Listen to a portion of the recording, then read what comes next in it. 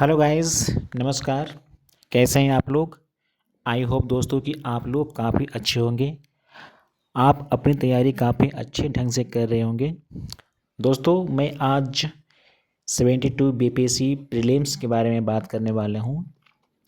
दोस्तों, जब मैं ये वीडियो अपलोड कर रहा हूं, जब ये मैं वीडियो बना रहा हूं, तब से दोस्तों आपके पास बीपीएससी प्रीलिम्स के लिए 8 से 9 महीने के आसपास टाइम है।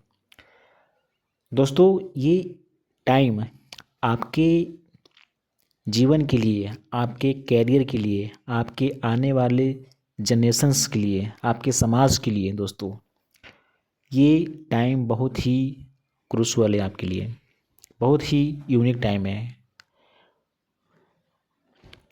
तो अगर दोस्तों इस टाइम को अगर आप सही तरीके से इस एग्ज़ाम को दे देते हो तो फ्रेंड्स, सच कहूँ तो आपका जीवन बिल्कुल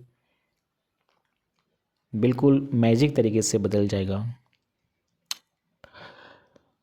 दोस्तों, मैं ये सब बातें क्यों बोल रहा हूँ? क्योंकि मैंने इस एग्ज़ाम में अच्छा किया है। ठीक है, मैंने प्रीलिम्स 71 बीपीएससी में काफ़ी अच्छा स्कोर मेरा रहा है। इसलिए मैं चाहता हूँ कि दोस्तों कि मैं कुछ चीज़ें बताने की कोशिश मैं करूँगा ताकि आपका भी एग्ज़ाम काफ़ी अच्छा रहे।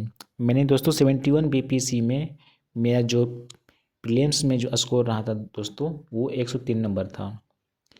103 नंबर था दोस्तों, और 103 नंबर 211 लोगों में से मैं भी एक था जो बीपीएससी के प्रीलिम्स के एग्ज़ाम में 100 प्लस स्कोर रहा था। ठीक है, मैं ईबीसी से बिलोंग करता हूं और हम लोग का कट ऑफ गया था 81 गया था। ठीक है, तो दोस्तों मैं ये तो अपने बारे में मैं बताया हूँ। ठीक है, बाकी हम लोग बात करते हैं कि इस एग्ज़ाम के लिए अगर आप चाहते हो कि 100 प्लस मेरा स्कोर हो जाए, मेरा स्कोर 100 प्लस रहे इस एग्ज़ाम में, तो दोस्तों कुछ चीज़ों पे आपको बल देना पड़ेगा। तो दोस्तों सबसे पहली बात क्या है कि अगर आप चाहते हो कि इस एग्ज़ाम में मेरा स्कोर आउटस्टैंडिंग रहे, किसी कारणवश से आपका प्रीलिम्स नहीं हो पा रहा होगा या फिर कम स्कोर आ रहा होगा, तो दोस्तों इस स्टेप्स को फॉलो करके आप भी अपना स्कोर बूस्ट कर सकते हो। ठीक है, तो दोस्तों सबसे पहले क्या होता है ना, सबसे पहली बात होती है कि सोर्सेज।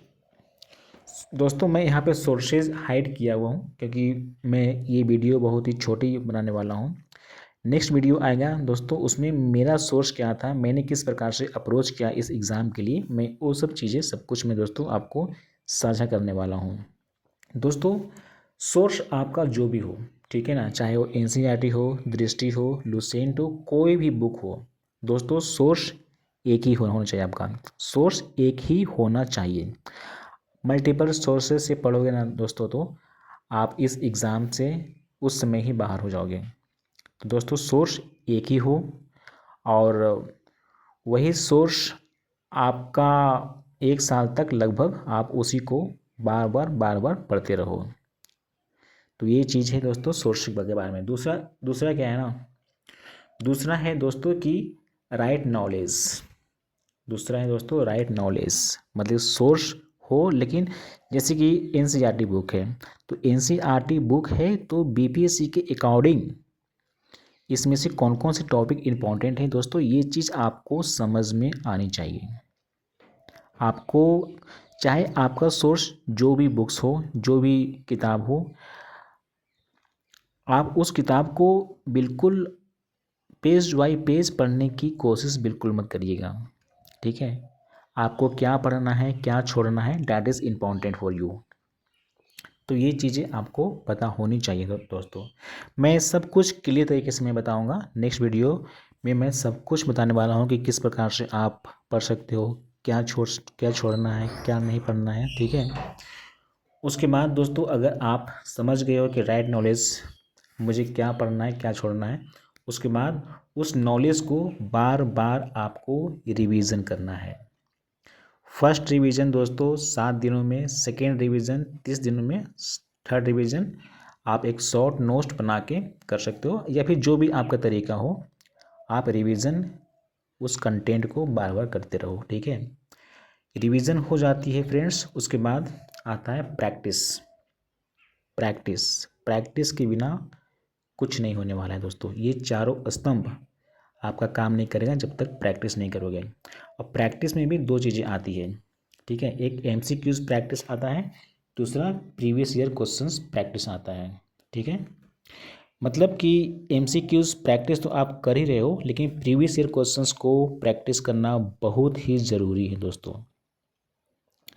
आप डेली, जैसे कि मैं तैयारी कर रहा था, डेली 400-500 MCQs में लगाता था एनी हाउ, और जिस टॉपिक से क्वेश्चंस गलती होता था मैं उस टॉपिक को फिर से पढ़ता था। मेरा ये था प्रैक्टिस का फॉर्मूला। और प्रीवियस ईयर क्वेश्चंस में डेली 100-150 क्वेश्चंस मैं डेली देख लिया करता था। मुझे अभी भी किस एग्ज़ाम में क्या क्वेश्चंस पूछा गया है वो अभी तक याद है। तो दोस्तों ये फार्मूला है। आप इस एग्ज़ाम के लिए अगर प्रिपेयर हो रहे हो तो ये 4 स्तंभ को लेके चलना पड़ेगा दोस्तों, ठीक है। ये 4 स्तंभ पे आपको काम करना पड़ेगा, नहीं तो इस एग्ज़ाम में सक्सेस मिलना बहुत ही मुश्किल है दोस्तों। मैं प्री के लिए भी स्ट्रेटजी लाऊंगा, मेंस के लिए भी लाऊंगा, ठीक है। क्योंकि मेंस मेरा अभी अप्रैल में है, तो मैं उसके लिए भी प्रिपरेशन कर रहा हूँ। तो मैं क्या कर रहा हूँ क्या नहीं कर रहा हूँ वो भी मैं इस चैनल के माध्यम से आप लोग को बताने की कोशिश करूँगा दोस्तों। फ़िलहाल इस बातों पे अमल करिएगा। आप इसको थोड़ा सा अपने तरीके से आप देखिएगा कि हाँ मेरे लिए क्या इम्पोर्टेंट है, वो चीज़ अपने जीवन में फॉलो करिएगा दोस्तों। निस्संदेह अगर आप इस चार आयाम पे अगर आप काम करते हैं तो निस्संदेह दोस्तों 100+ आए या ना आए, लेकिन आपका कटअप ज़रूर अच्छे नंबरों से क्लियर हो जाएगा दोस्तों, ठीक है। दोस्तों अभी के लिए बस इतना ही। मिलता हूँ नेक्स्ट वीडियो में। हो सके तो मेरा चैनल सब्सक्राइब कर लेना। बाकी दोस्तों धन्यवाद आपका।